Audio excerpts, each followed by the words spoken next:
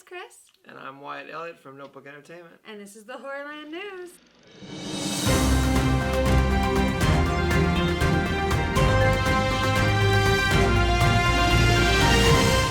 Alright, so today we are adding a new segment. We're going to call it our TV Roundup because there are so many amazing horror shows out right now. Yeah, we don't have time to keep them up and watch them all. But For real. Oh my goodness. So what we're going to do is on Fridays, we're going to talk about the shows that we were able to watch during that time week. And then on Mondays, we'll talk about the shows we didn't get to Friday. So today, we're going to start with Chucky because that was on Tuesday and we definitely watched it immediately. It was amazing. So good, you guys. So good. We're going to make sure, and while we're doing this, no spoilers, because we will save the spoilers for when we do a full series review at the end of each season. Yeah, because we don't know where it's going at this point either, and we don't want to spoil anything. Yeah, we just want to encourage you to watch it. Please do. Oh my god, the first Chucky, it felt like it was an extension of the movies. It was amazing. I like the new characters. Yeah. Twice the Devon Sawa is never a bad thing. I like the setup and where it's going so far, and it feels like it's part of the continuation of Cult of Chucky. Yeah, it's amazing. The only negatives I have is A, that it ended because I wanted it to keep going, and B, still no Jennifer Tilly or Fiona Dorff yet. But they're coming. Yeah, and so they showed a little extended preview of what's going to happen. It looks over the amazing, season. you guys. Oh yeah, we're gonna get all of that. We're so excited. I was thrilled to find out they were hour episodes. You know, especially at Christina, which I enjoyed it because I was with all the Disney Plus stuff ever being half an hour. I was concerned, but and the hour flies by. Yep. The hour flies by. It's it did. So good. I was so when it ended, I was like, no, that's it. No. Right. So yeah, I definitely give first episode 5 out of 5. Perfect. And if you don't have cable, I found out that YouTube has the first episode to watch for free. I'll leave the link in the description below. And it's an extended part of the episode, so there's additional footage in there. Yep. And I saw on Twitter the Chucky account, like, it gave you 50 million ways to watch. So if you can't watch on Sci-Fi or USA or Hulu, whichever it goes to, wherever it streams. I'm sure you'll be able to see it. Look for it. It's worth your time. So moving on, Wednesday was the second to last episode of American Horror Story season for double feature. And guys, we did a first half review already. Yeah. But this second half is just getting nuts, guys. It's getting good, nuts. Though. It's really good. It's so good. I'm so pulled in because, I love aliens to begin with. I'm obsessed with stuff with aliens, Ancient Aliens, X-Files, that's all my jam. So I was gonna love this one anyway. I'm still waiting to see if it's gonna tie back into Asylum. I don't know, but they're definitely pulling from all of the conspiracy National Enquirer stuff that have been out for decades. And they're basically just saying, yes, we're confirming this happened. Everything, all the conspiracy theories you think are out there, they're all real. Yeah. So, but in a fun good way. Yeah. You know, so I really, really enjoy that aspect of this. And I like I almost get mad. So they start each episode with, like, back in the past, the black and white with Eisenhower and the aliens and all that. And then the second half of each episode is in the present with, all the new characters that we've met that are pregnant and all that. And I find myself getting mad when we get to the present day because I was so interested in what was happening in the past. Agreed. But then we start watching present day stuff, and now I'm pulled into that. So yeah, it works on both levels, but there is something about the black and white and the old-timey 50s alien spooky music they play during it, and then also seeing these events that we all know have happened in history, but re-explained as to why. Right. I feel like I'm watching, like, the best version of Ancient Aliens episode. I'm just waiting for George, what's-his-face with the hair, come out and be like, aliens. Yeah. Yeah. So I recommend American Horror Story this season for sure. Yeah, not every season's a hit, but I am loving the double feature season. Me too. Again, Wednesday nights, FXX, Hulu the next day, I think. So definitely worth your time to check it out. If you haven't watched the first half, that first half's about vampires. Go check that out. It's a wild ride. It's a wild ride, and it's amazing. And then definitely check out our episode where we review that first half, because we had stuff to say. Go into full depth, lots of spoilers. Guys, it's a great time to be a horror fan right now. And speaking of a great time to be a horror fan... All right, let's get to review this, because I can't wait.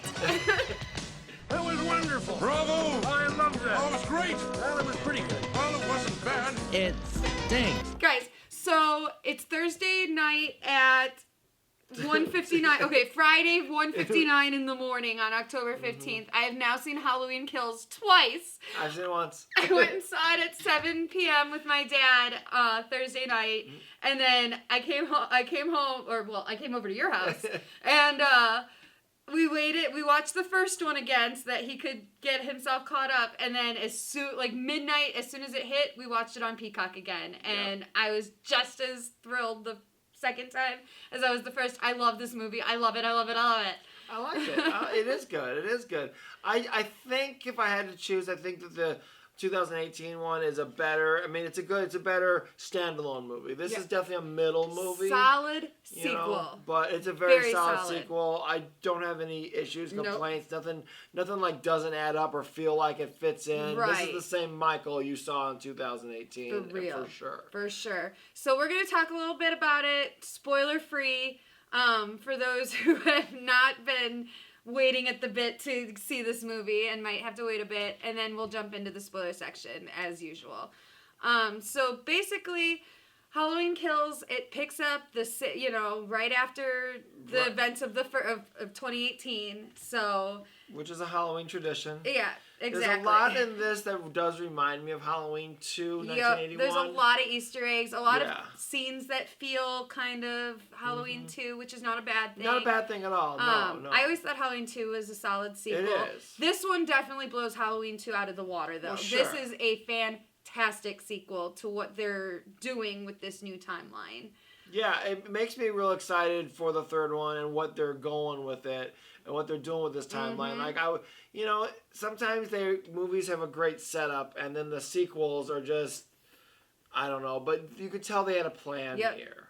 And I'm happy about that. And the great thing about it is the attention to detail, and it does feel like Danny McBride and Green, the director and co-writer, I feel like they are fans, like diehard fans. They know the lore, they know everything, and the way they have the attention to detail. Because what happens, and again, this isn't a spoiler, part of the movie takes place back on Halloween night, 1978. That was a surprise. And I think it was a good move, because again, if we're getting, in this new timeline, if we're getting rid of Halloween 2 through the rest, then I think they do need to kind of explain their version of what happened after he was shot 6 times off the roof, or off the balcony. And I feel that they do a good job of that, and this, I don't feel this is a spoiler either, but if you remember in Halloween 2018, there was a cop in it who had ties to the original one.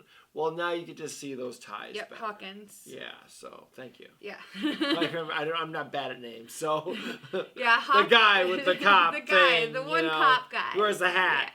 Yeah. But yeah, Sheriff Hawkins, they do go into, because in 2018, he does say, that he's the reason that Michael didn't die that night, and then never really went into more detail. So here we get the detail of what happened after Loomis shot 6 times and he fell off the balcony. And what pisses me off is they had a golden opportunity to add the 6 times line, but they didn't. Like, the cop comes up and he's like, Loomis said he shot him a bunch of times in the chest, and I'm like, no, he shot him 6 times. Yeah, that's what Loomis told you. He was very specific.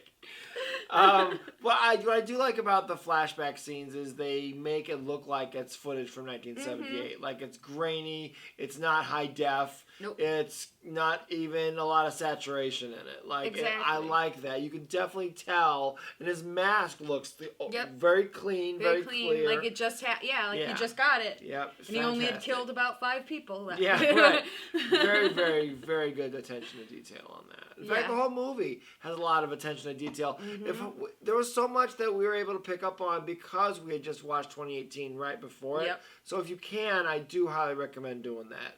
Yeah. Because it's a lot of little minor attention to detail stuff. Yeah. And like characters that like that long shot in 2018 that's so amazing where he's walking through and just killing random people in the house. When you see that car with that couple coming out of their house dressed as a doctor and a nurse, they come back and they're actually characters in the sequel. Like it's amazing. Like good, like long side characters. They're in it for quite a bit. So yeah, I like them. You get to know them very well. Them.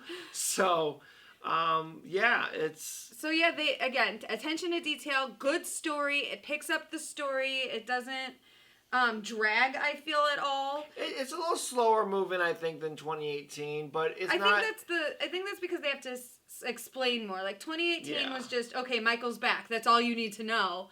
Whereas this one's kind of like, okay, well, here's a little more information about that, by the way. And all of these cameos you've already seen in the trailers of these people from the original movies, they're not just cameos. I thought maybe it would just seriously be like one scene. But no, they're in it for a good majority of the movie. Well, some of them are. Some of them don't make it as long as others. But yeah, it was fantastic seeing, Nancy Stevens come back and play Marion. It was great. Get to see Sheriff Brackett, the original actor, come back and play Sheriff Brackett. And if you don't remember, that was Annie's dad. Yeah. In the first one.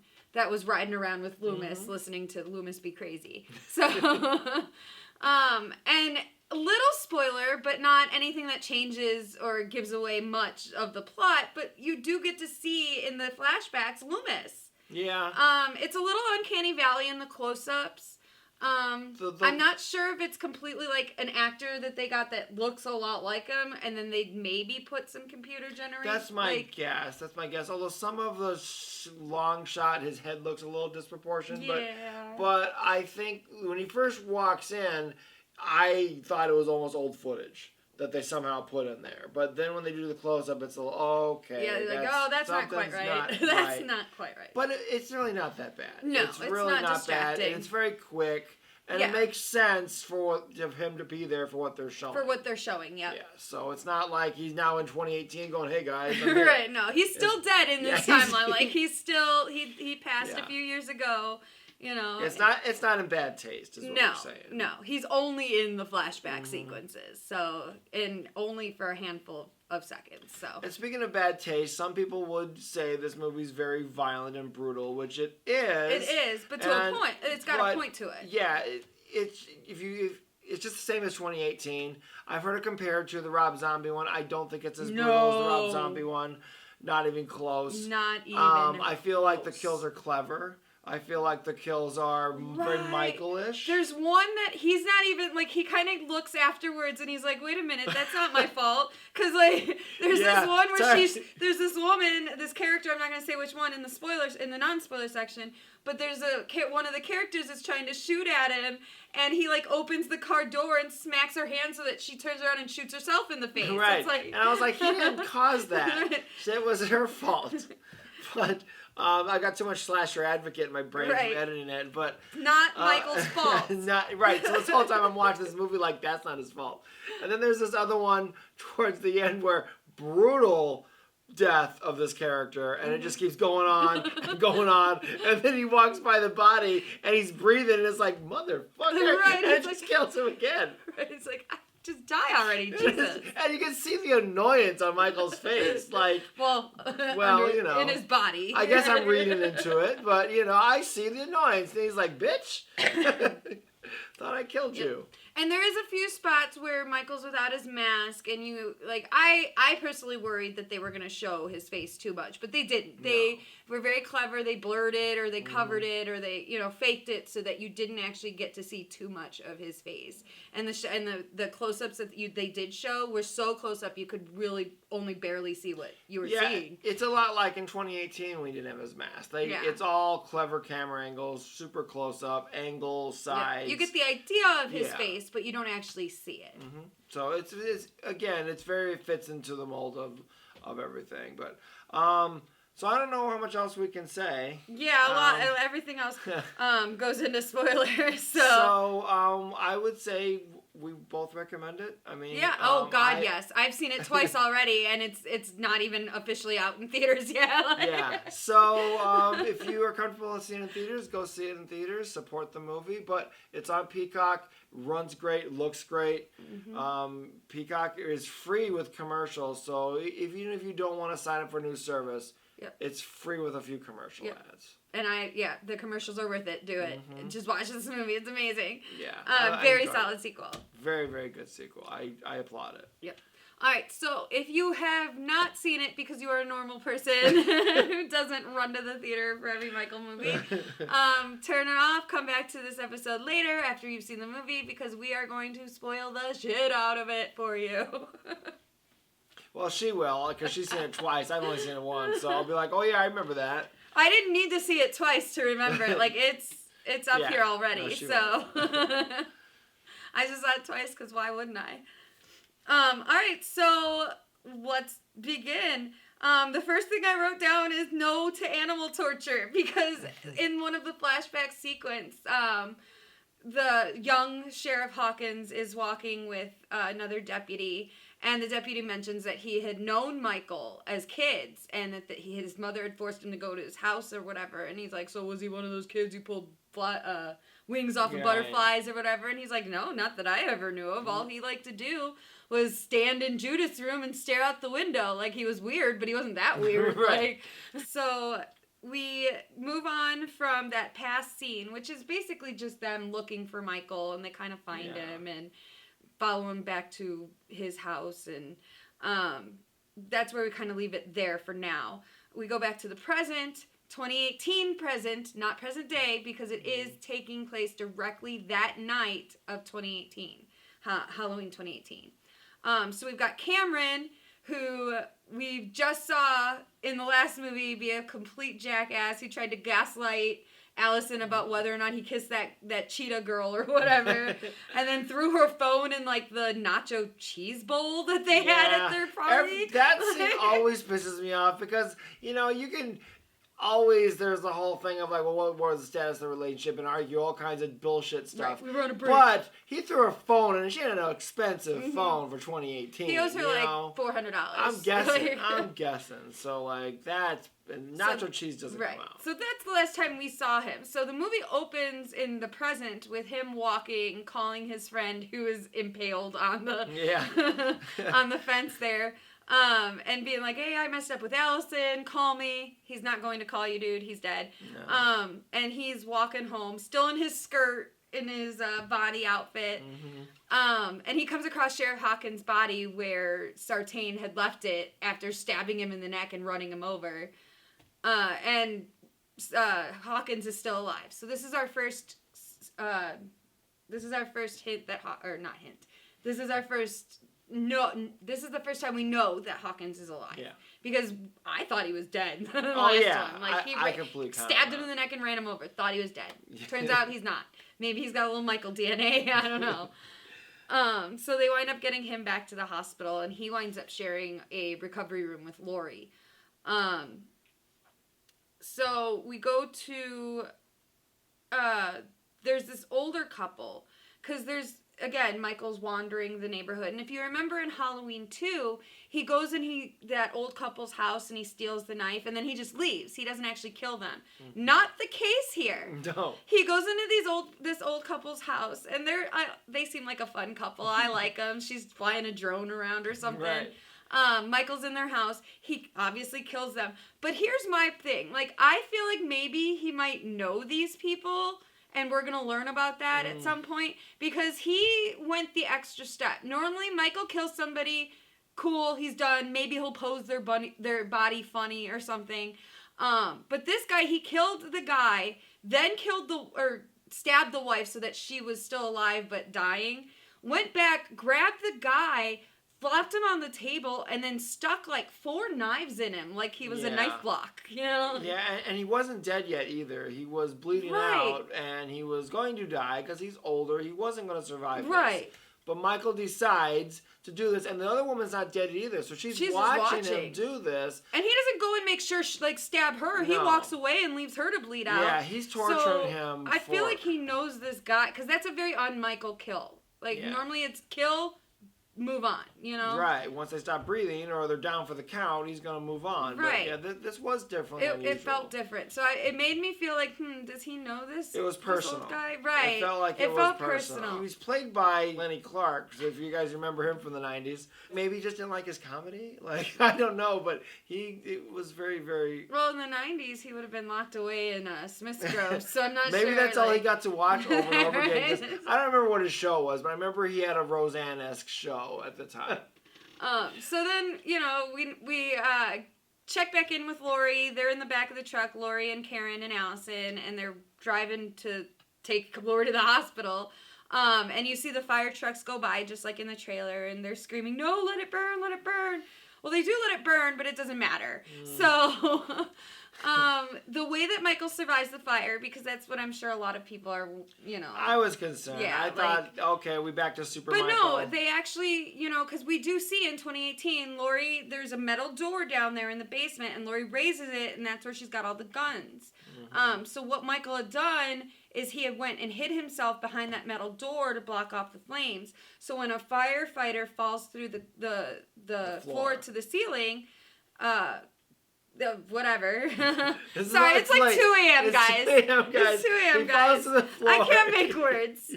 Into the basement. And, yeah. So Michael, you know, rolls up the door, and there he is. And he's, you know, he got burned a little. He's melting. The mask is burned. And another firefighter kind of reaches his hand down the hole, and there's so much smoke he can't see. He thinks he's reaching to his fellow firefighter. He's like, take my hand, take my hand. Well, the hand that grabs his is Michael's. Yeah. So then there's this bomb-ass shot of Michael walking out of the house, like fire raining down around him and shit.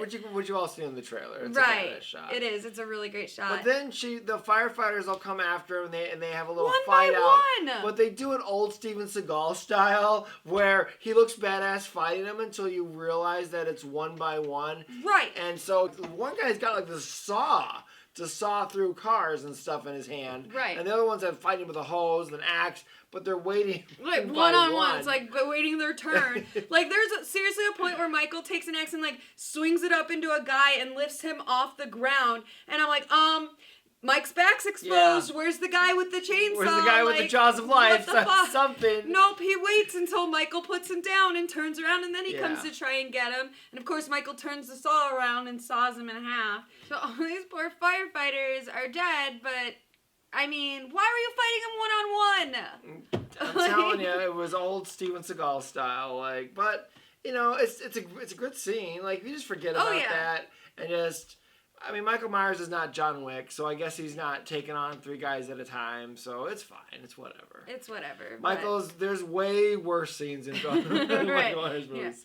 Yeah. But, okay, so we're back to the Myers house in this movie, and in modern times, in 2018, it's owned by this amazing gay couple named Big John and Little John. And Little John is played by Mike McDonald. From Mad TV, the guy from Mad TV who played Stewart, who was always like, "Let me do it." Like, that guy. He plays Little John. I didn't recognize him at first. Of course, he's older, you know. But once I saw the close-up, it was obviously him. But so they're a fun couple, and I was really sad because I was like, "Oh, they live in the Myers house. They're totally gonna die." They do later. Right, that was pretty obvious, but the first scene we're introduced to them, it's like fuck them kids. Like, there's these kids that come up and they ring their bell and they're like, "Oh, we got candy at your house, but it had a razor blade in it. My friend is dying on the cement over there," or whatever. She's laying there with blood coming out of her Right. mouth. It looks. They put like fake vomit down with a razor blade in there, and they're like, "Oh my God, look, the razor blade's in her vomit. What do we do? What do we do?" Mm-hmm. And it turns out it was all a ruse to get them out of their house, so this third brat ass kid can go in there and like steal their whole bowl of candy. Yeah, stupid, But whatever, it's a normal child prank, whatever. But I still say fuck them kids, because these kids, it's their fault that we lose legacy characters. Yeah. So later, we'll get into that later, but fuck them kids, just remember that. But the only thing that's cool about these kids is they're the ones wearing the Halloween 3 masks. These 3 kids are the ones that have the Halloween 3 masks, the witch, the pumpkin, and the skull. Yep. And it's just an Easter egg. There was no other allusion to that movie. No other tie to it, nothing at all. Did make me a little sad, but... Me too, but that's okay. But Jason Blum said he was interested in doing a remake or reboot or sequel. Yeah. So I'm down for that. Yeah. So back to Halloween Kills, though. Focus, 2 a.m. focus. So we're at a bar, and that's when we meet the doctor and nurse from 2018 that we saw for like 2 seconds of screen time. They're hanging at the bar, arguing about their jobs and stuff. They work together at a hospital. And there's people being loud behind them, and they turn around and they're like, can you guys keep it down? So these people behind them, Lindsay Wallace, Tommy Doyle, Marianne Chambers, and Lonnie, I can't remember his last name. But if you don't remember who Lonnie is, first of all, from 2018, it was mentioned that he was Cameron's father, and Cameron is the guy in the skirt who's dating Allison. Mm-hmm. But if you remember hilariously in the first one, Lonnie is the kid who, with all the other boys, kind of taunts Tommy Doyle in the beginning at the school. And then later, they're daring each other to go up to Michael's house when Loomis is outside. And Lonnie's the one who goes up to the door. And Loomis is in the bushes going, "Hey, Lonnie, get your ass away from there," whatever it is. And they run away. They run away. Exactly. So Lonnie's a legacy character. Mm-hmm. And what's cool is that in this one, it's brought up. You hear them talking about, well, you were the one brave enough to go in the Michael house. Right. He's like, I never made it inside. So clearly he's been telling everybody for years that he did. So. And we also find out that Lonnie survived Michael that night in 1978 as well. In a flashback, we see him getting bullied by some kids who are accusing him of stealing their little brother's candy or something.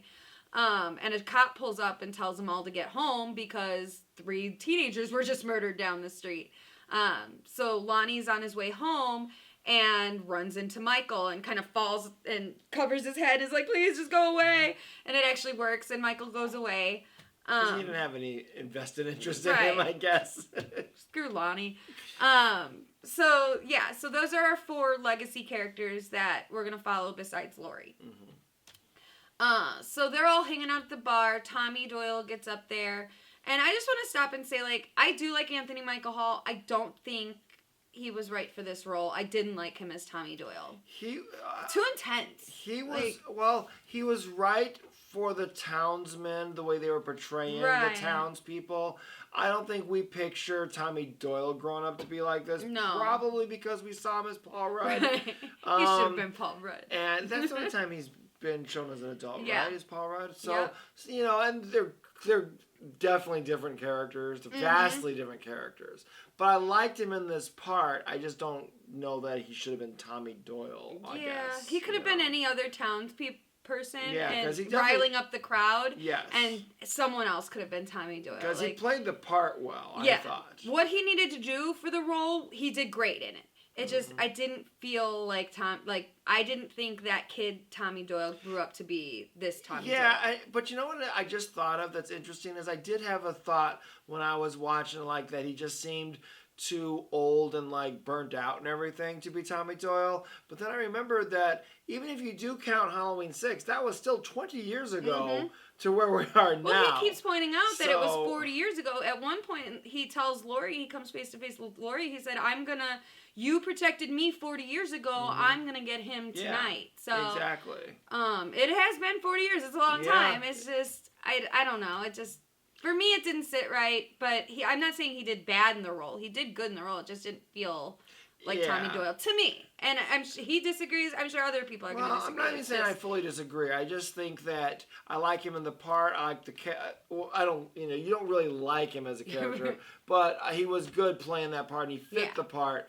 It's just that I feel like we're kind of disappointed to find out that's how Tommy Doyle turned out. Yeah. I think that's kind of what it is. So we're at the bar with them all, and Tommy Doyle gets up there, and he tells the story of Halloween 1978. brings the party down. Which is funny because it's a talent show. Right. And he's going up there to do some bird call or something. And then he switches it on him and just tells a ghost story. But it's really just the truth. Exactly. And yeah, bums everybody. You're right. Like, way to ruin the party spirit, dude. Yeah. Cool. So later they're at the bar and everyone gets an alert on their phone. And then they turn the news up to find out that all those people from that long shot on that street had died. And that's when the nurse and doctor character are like, holy that's next door to our house. We gotta go. So they go out to their car and they find, she goes to get in because he goes back in because he forgot his stethoscope. So she gets in the car and she looks in the back seat and there's someone back there and we don't see who it is, but she gets out and runs and tells everyone Michael's back there, and she tells her boyfriend or whatever, she's like, Michael's in the car, go look, and he's like, go look. Like, go look. Don't go look, take her word for it. Like, right. At that point I'd be like, I trust you. Right. You know? Go look.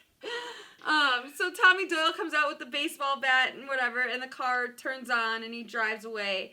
And the car crashes, and he had the same thought that I had when I saw it the first time, was like, Michael can drive a car better than that. So, like, that's your first clue that it's not really Michael driving the car. Yeah, and it's funny because the way I came to that conclusion was my exact thought was, okay, that's the way you would think Michael would be able to drive. And then it hit me, that's not Michael. Right, because Michael can somehow drive. So they go to where the car crashed and whoever was inside is gone and you see just a white umbrella left there. Now, if you were paying attention in the 2018, in the very beginning, when the podcasters visit Smith's Grove to talk to Michael and you see all the prisoners outside, you see the other inmate that has the white umbrella. Yeah. That's who also, I guess, survived the bus crash and escaped. That was one of the prisoners they couldn't find after the bus crash. Yeah, and when I'm first watching this, I was like, okay, I get the misdirect, but I was wondering where they were going with it, because they really do follow this through. Yeah, this is not just a throwaway, this is guy, maybe another victim for Michael. He's not even a victim of Michael. No. He's a victim of mob rule. Yeah, exactly. And you do kind of feel bad for Mike. And she pointed out, we don't know what he did. We don't know what he did. We don't know why he was there. He's in Smith's Grove. Like, he did something.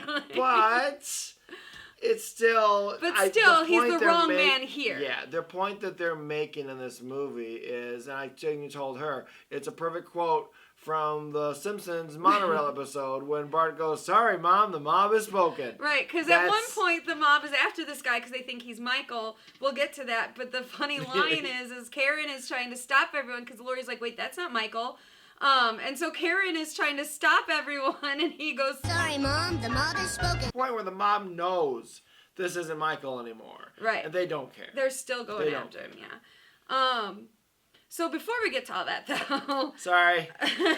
Jumped ahead, but it was important. So Tommy starts going around, and he starts whipping up people around the town into kind of a frenzy. Yeah. And he's like, Michael, we have to kill him. The evil dies tonight. We have to get him. So you guys, you random group of people, you take this street and patrol it. You random group of people, you take this street. Call me if you see anything. I'm like, call you? What are you going to do? Like... Kind of Halloween 4, but way more competent people. Yeah.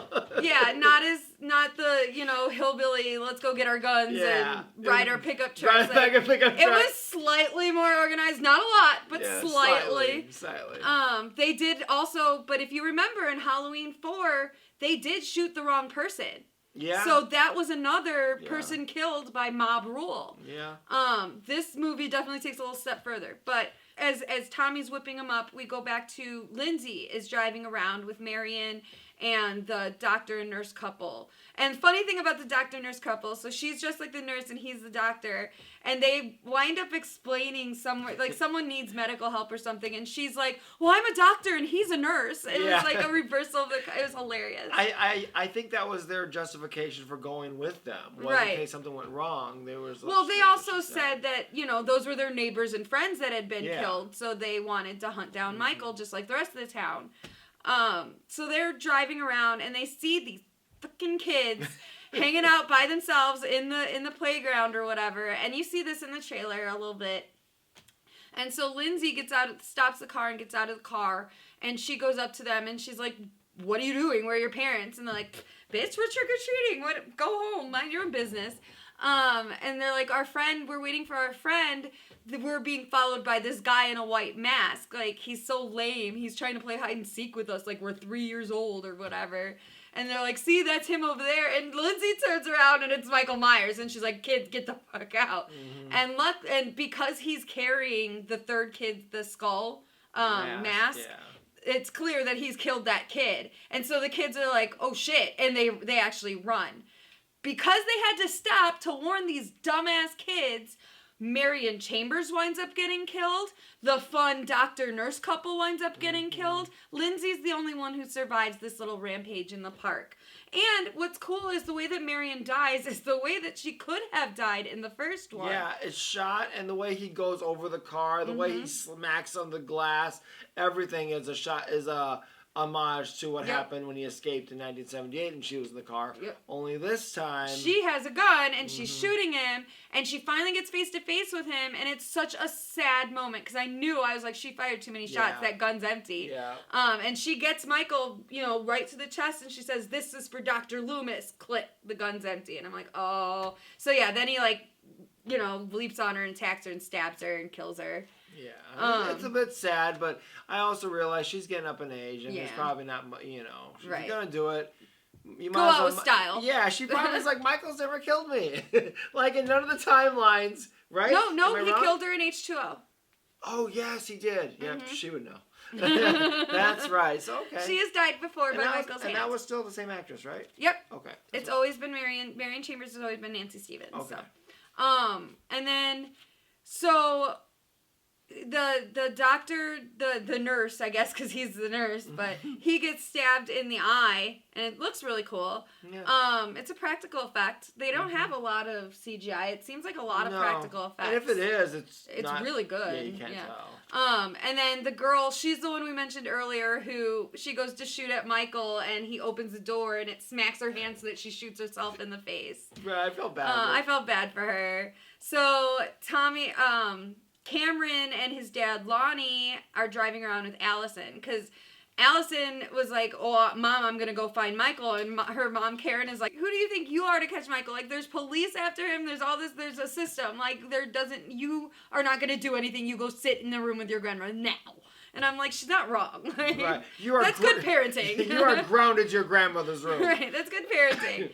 But, they're falsely assuming the whole time Karen and Lori are both thinking that Michael is going to come to the hospital because they think Michael is after Lori.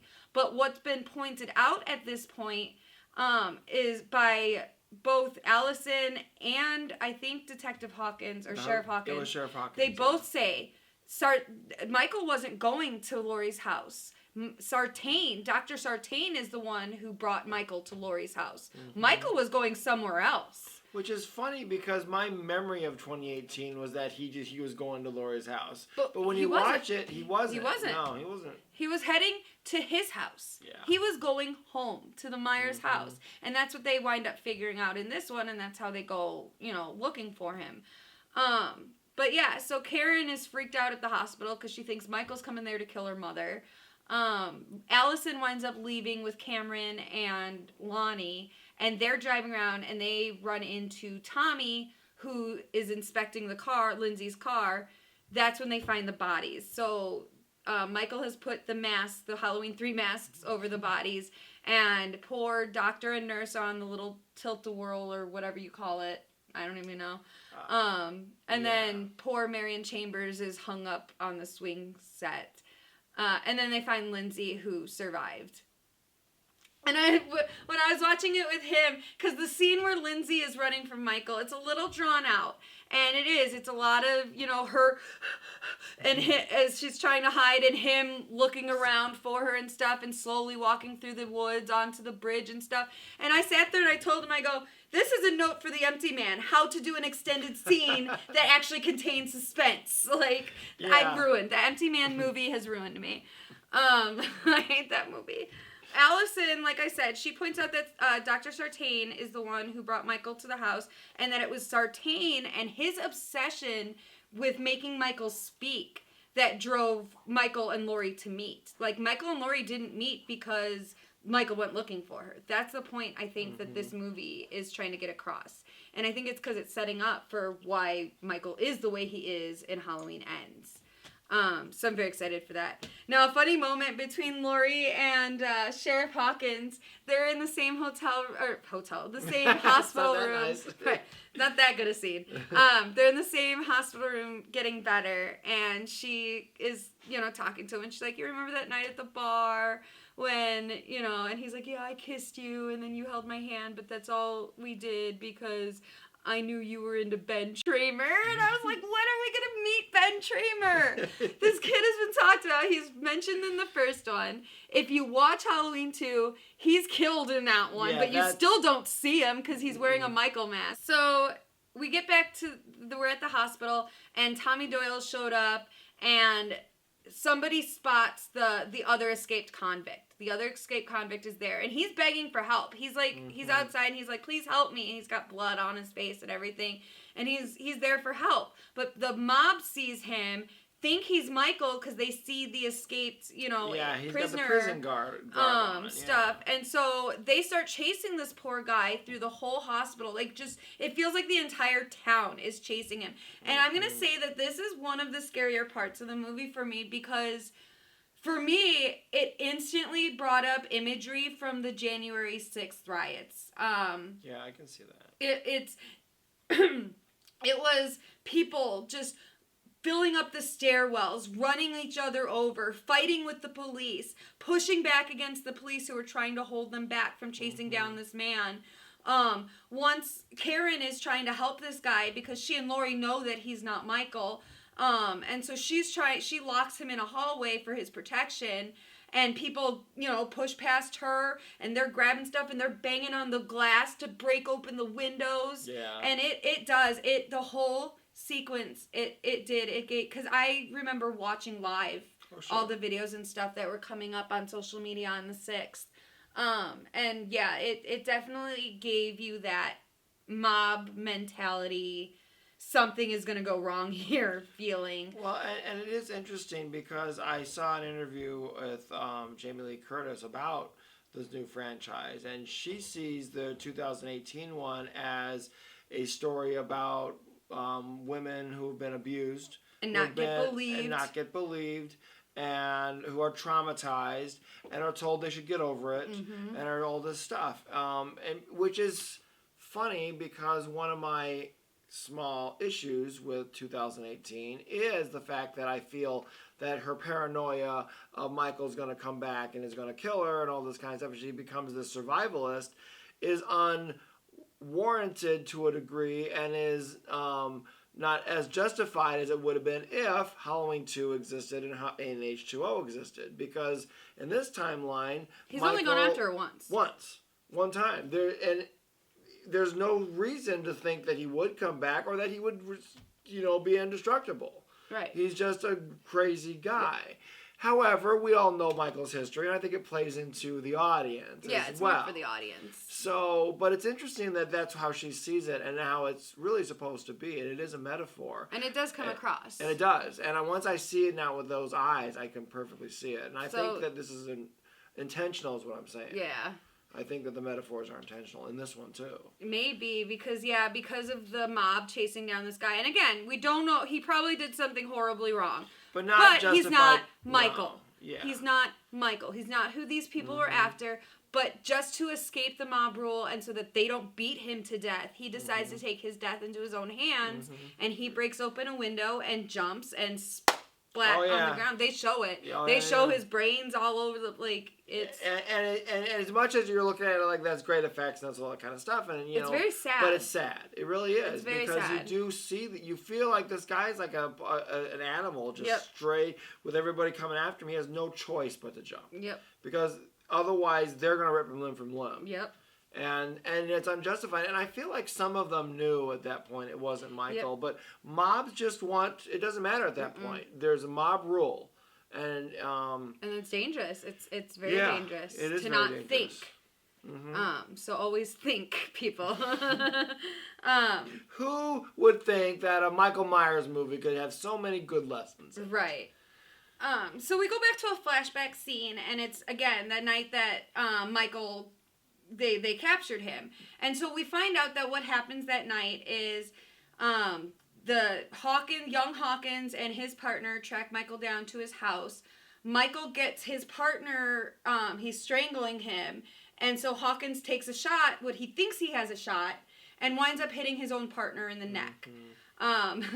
Michael hilariously, I laughed because it was a funny image. Michael goes from choking this guy to once he's shot, he just kind of drops him and turns and just walks away. Well, yeah, it was really funny, he did his job for him at that point.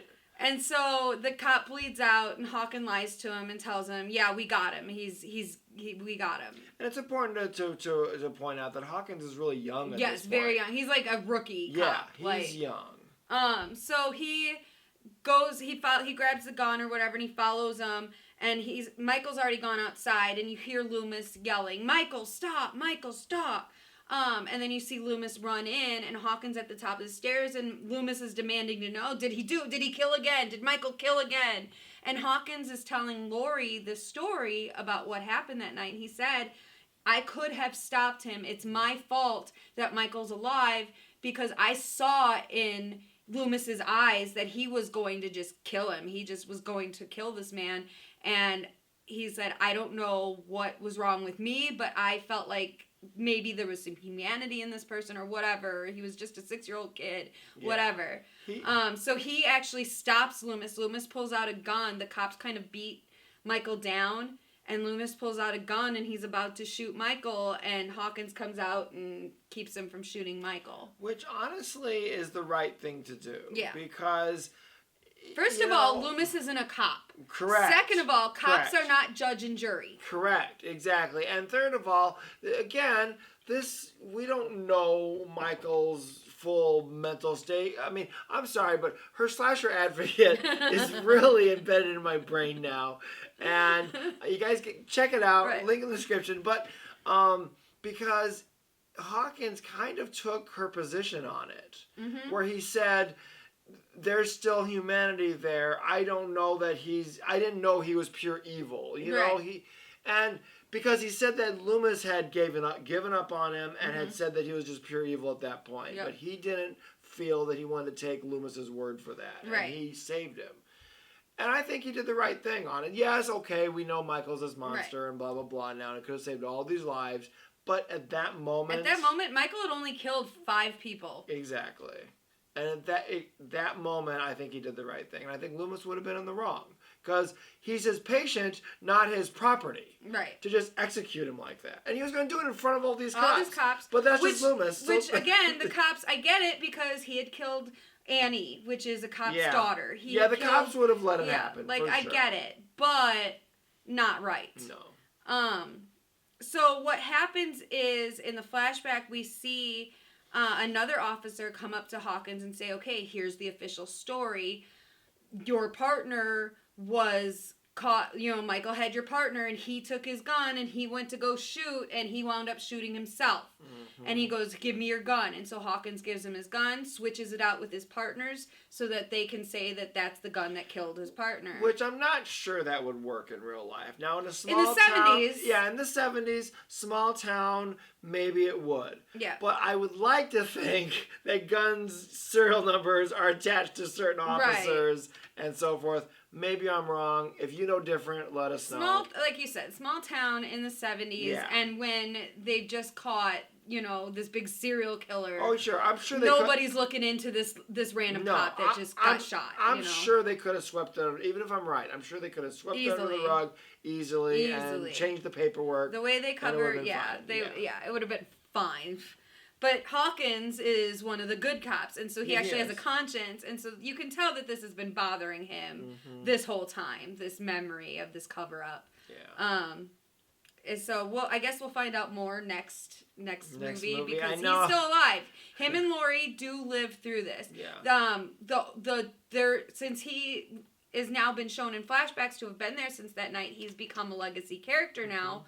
And so the only legacy characters we have from the night of 78 are Laurie, Hawkins, and Lindsay. And because Yeah. No, he did die. Yeah. Never mind. He did die. Because we've already lost Marion. Yeah. And so Lonnie is with Cameron and Allison, and they figure out where Michael was going. They've got a map, and they're looking at where Michael has attacked that night. And they realize that the attacks, up until Sartain took Michael to Laurie's house, the attacks were leading back to Michael's house. He's just trying to go home. So they figure out that he was going, so they go to the Myers house. By this time, the poor Johns are dead. Big John and Little John are dead. They've been killed, sadly. But he placed them together just like in their photo. He did. There was a really cute photo. Nice. Okay, so I went and saw this movie with my dad in the theater.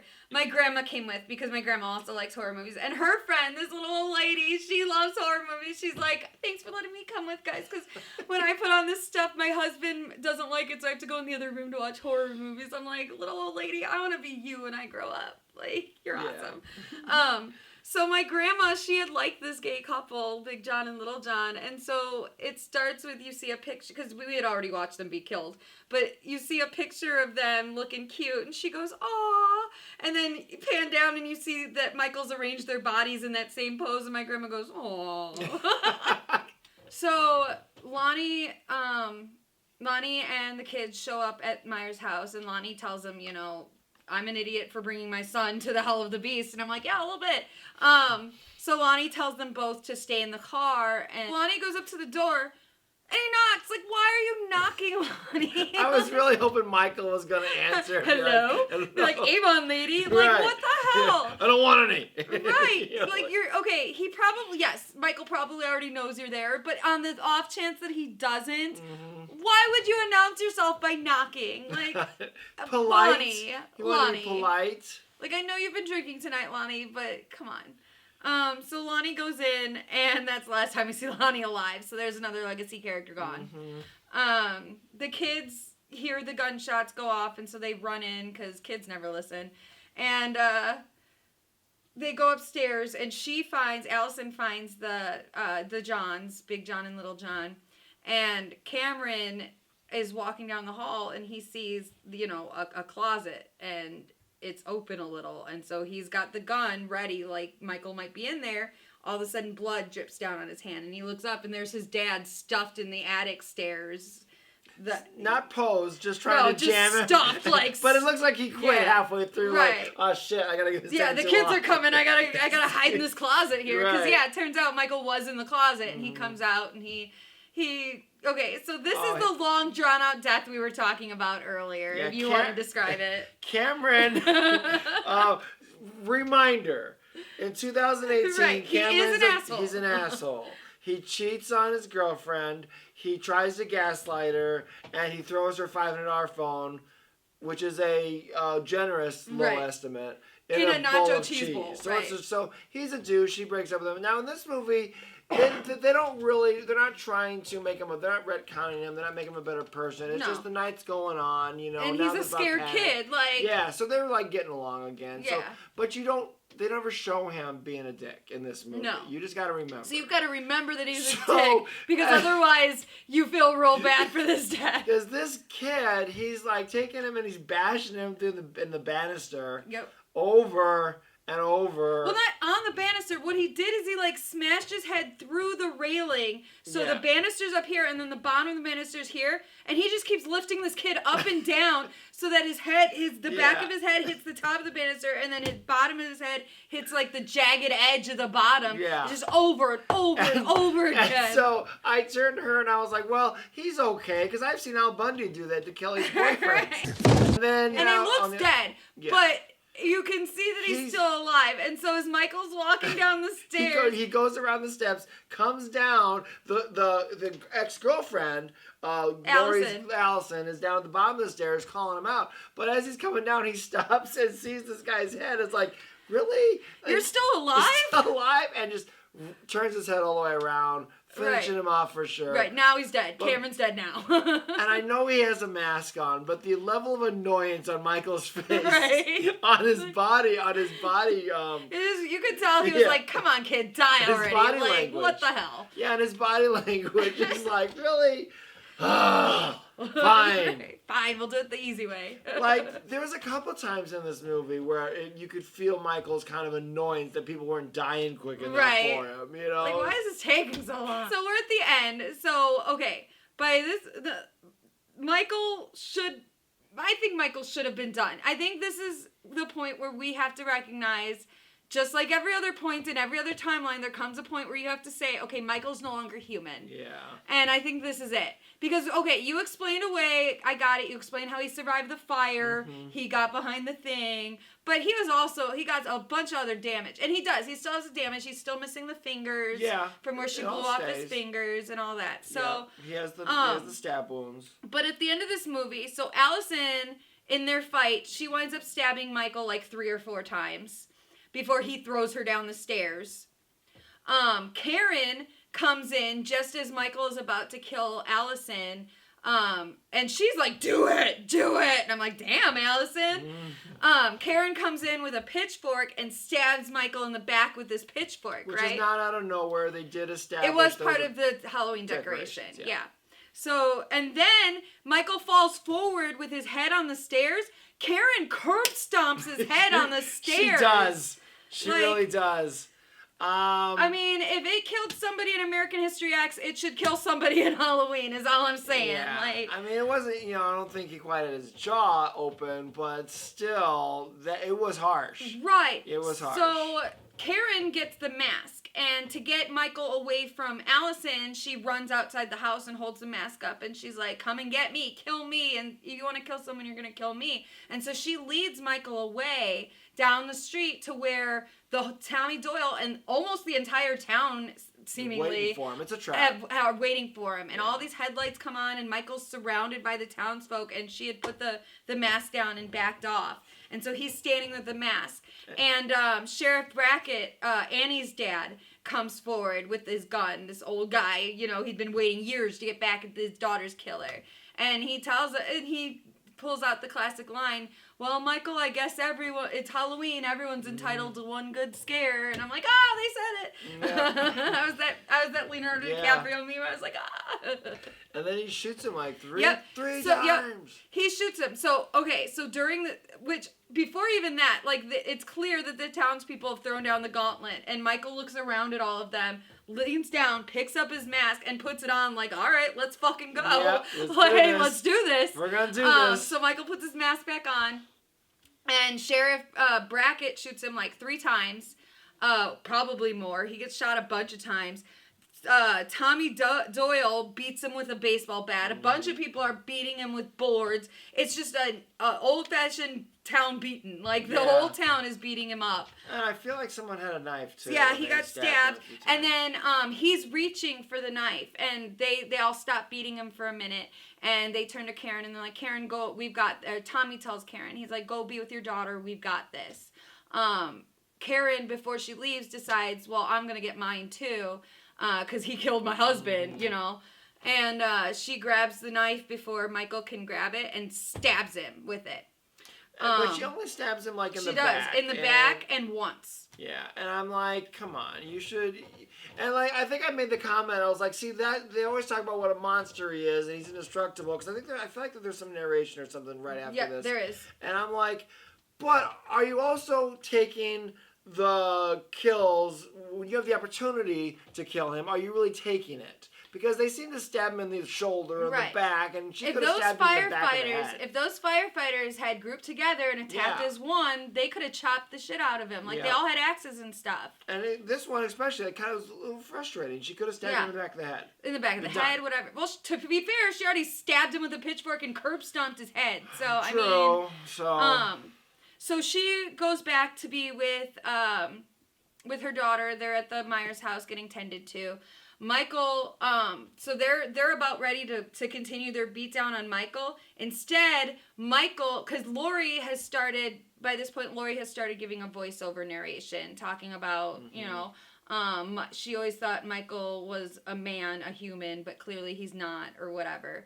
And so during this narration about Michael not being a normal man and how every kill he does gives him power and strength and stuff, Michael grabs the knife out of his back and just starts slashing the shit out of everybody. Yeah. Everybody. He's just killing people from townspeople left and right. Mm-hmm. Then you see Tommy Doyle come swing at him with the baseball bat, and Michael gets him first, and Tommy goes down, and so Michael picks up the baseball bat and right in Tommy's face, breaks his face open. So there's another legacy character gone. Tommy Doyle's gone. Mm-hmm.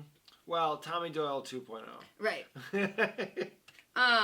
Then, okay, and so I think all of that really does happen. So I'm not sure if the next part really happens or if it's a dream and that's because something it's like shot that. Kind of surreal. Yeah. It's kind of slow. So this could be retcon, or it could be in the next movie it could be, she wakes up and it didn't really happen. But what happens, the way the movie ends, is Karen gets her daughter loaded into the ambulance, and then she's staring up at the Myers house, and you see like a ghost of Michael as a child in his clown costume in the window.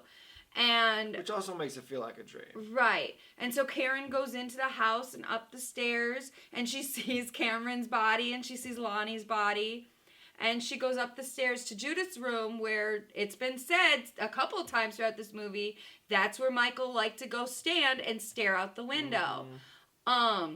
Or possibly stare at his own reflection in the glass. Staring inward rather than outward was, I think, what Sheriff... he was other sheriff guy, he was speculating that, or that he was looking out on the town and he had a hatred for the town. Yeah, something.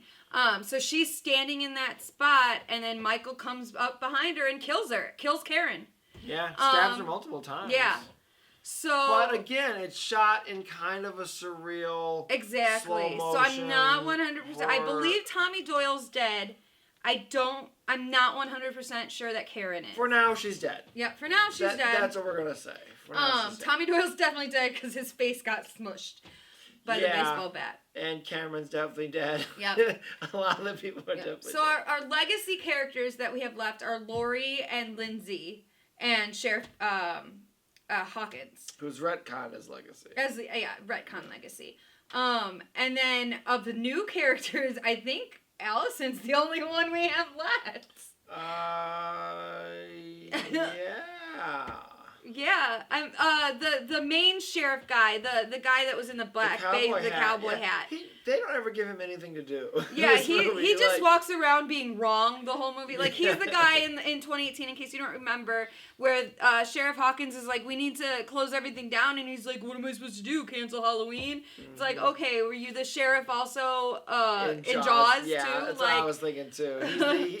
He's the mayor from Jaws, whatever the town was. So that guy's still alive too. But he looked bewildered, like, especially during the crowd scene when he saw the crowds messing with his officers and no respect for officers, and he's looking around just like... Yeah. It's almost like this character is in over his head and just has never seen such violence or anything in a small town. Yeah, that he does. He kind of just looks glazed over when he's seeing all of this. And Lori has a line in the movie too where she says what Michael's done, not just to the people he's killed, but to the town, because the town has turned into a monster almost. Yeah, and I have a feeling they're gonna play more into that in the third one. Yeah, I like I said, I love this movie. I already watched it twice, and it's 2 a.m. on the day that it opens. Well, it is now 3 a.m. on the day that it opens. So I've already seen this movie twice. I will probably see it like 5 more times in the next week. It's free to watch on Peacock. Free to watch on Peacock. I'm going to watch it until they make it not free. Yeah, so... I recommend it. 2 million thumbs up. Like... Yeah, I too recommend it. I will too be watching it again because I feel like I do need to see it again. Yep. Get all the Easter eggs. Because, we caught a couple, a few of them. A few of them were blatant, but there were a few that were like, oh, hey, remember from Halloween 3 or Halloween 4 or Halloween 5. More. Yeah. So there were a few Easter eggs in there. I can't make my brain recall what they are right now. But this film and both these last two films, this trilogy is clearly made by fans. For fans. And it shows. And that, my friend, is what all franchises need. Yes. If you want to resurrect it or whatnot, make sure who you do hire is a fan of the property and not just wants a job or, well, I don't care about Halloween. I just want to direct a movie. I don't care what movie. I just want to direct, I want to make it my own thing. Right. No, you got to respect the property. Exactly. And I feel like that's what both of these sequels have done. 2018 and Halloween Kills respect not only the first one that they're building off of, but the entire series. Yeah. All the different timelines, everything. And it has been said that the script is done for Halloween Ends. They've sent it over to John Carpenter for his notes, which I also respect, that they are giving him input and hopefully listening. Lots of input. That was another cool thing which we noticed was when they were back in the flashback of 1978, they used the original Halloween music. Yeah, and then when they were forward, really cool. It was the updated stuff. Yeah, that was really cool. Which John Carpenter is still listed as creating music for it. So, and I just saw an article saying that he released an album of the soundtrack. So it is him on the new music, and that's fantastic. Yep. So I think that's our thoughts. Yeah, I'm out. Yeah, those are thoughts. I'm dead. I'm so dead. Yeah, it's brain bedtime. dead at least. It's bedtime. I'm off to sleep about Michael Myers, but yes, thank you guys for listening to us and sticking with us. Go see the movie, and we love horror. We can stay up late for it. Right. Good night. Good fright. Bye. I'm Bill. Hello, Bill. I'm Al Bundy. I'm Kelly's father. This is some weather we're having here, isn't it, Bill? You know, it's funny, but it's almost 1 o'clock in the morning and you were kissing my daughter.